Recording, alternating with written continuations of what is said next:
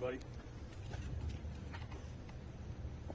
A few weeks ago, I addressed all of you, and I said that my client was not driving while intoxicated.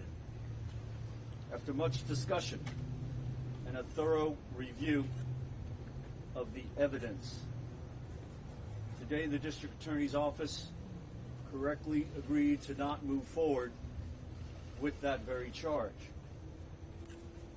You see, the evidence revealed that my client finished the contents of one drink in 2 hours at the American Hotel.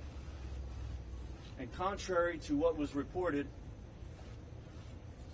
he wasn't drinking other people's drinks or warned in advance not to drive.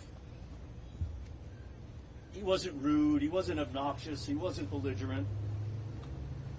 In fact, he was polite, and he was cooperative, and he was respectful during his entire encounter with law enforcement, as they were to him. His plea today to the reduced and amended non-criminal charge, this traffic violation, is consistent with these facts and full acceptance of responsibility for them. I would like to thank the Suffolk County District Attorney's Office for its swift, diligent, and thoughtful review of that evidence and a fair resolution, like I said, of this very case. District Attorney Tierney and ADA Shalafeld, Bureau Chief Pat O'Connell, ADA McGill and ADA Cangro and ADA Lathier, they worked extremely hard on this matter, and their door remained open for me and my legal team to discuss and to negotiate and to laser into the issues of this case. My legal team, my co-counsel David Smith, E.J. Burke, my paralegal Kelly Fahey behind me, my interns Brendan and Charlie, who aren't here, allowed me to walk into those doors of the District Attorney's Office to be fully prepared. And their diligence was immeasurable within these last 90 days. I would also like to thank the court for its mindful acceptance of this resolution, and the clerks at the court, Cindy and Michelle, who I know very well, and all their hard work again over these last 90 days. I'd also like to thank the Sag Harbor Police Department, who I know very well, and they do a wonderful job. They serve and protect this wonderful village of Sag Harbor. You see, guys, this village is truly unique, and the case was also unique for me in the sense of geographics. As you probably know, my office is right on Main Street, right across the street from the court, right next to the American Hotel, and right next to the Sag Harbor Police Department. It's such short distances where this case emanated out of.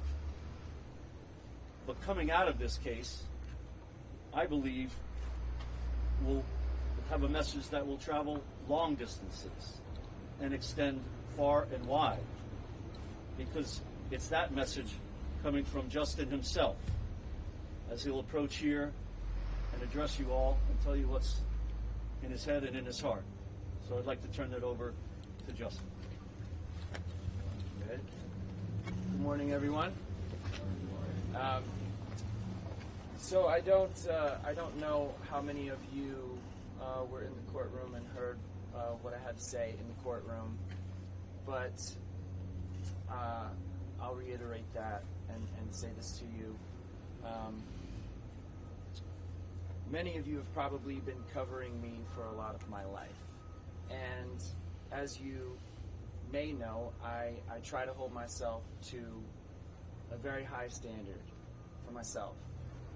And this was not that.